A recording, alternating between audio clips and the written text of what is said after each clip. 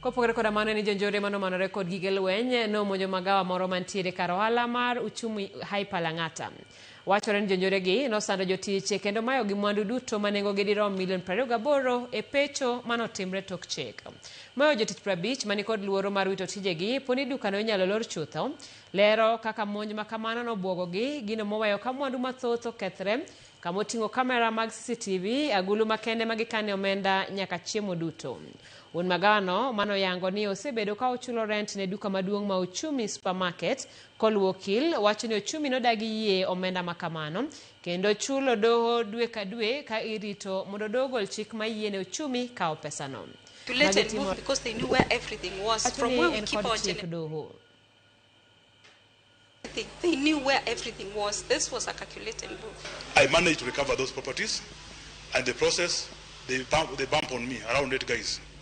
So they hit me with a bottle, metal, and they also took money from me.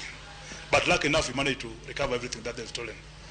And one guy has been arrested. We managed to arrest one of the guys.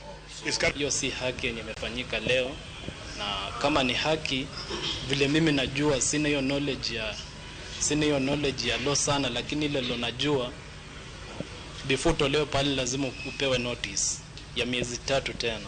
They took this purported court order to evict us from here, from Eldoret, Uasin-Gishu. The judge there assumed that this business is in Eldoret. Now, my lawyers, our lawyers are in court challenging the same. And they're saying, is this business not in Eldoret?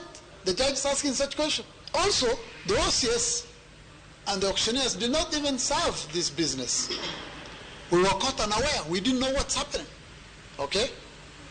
So the whole thing is illegal.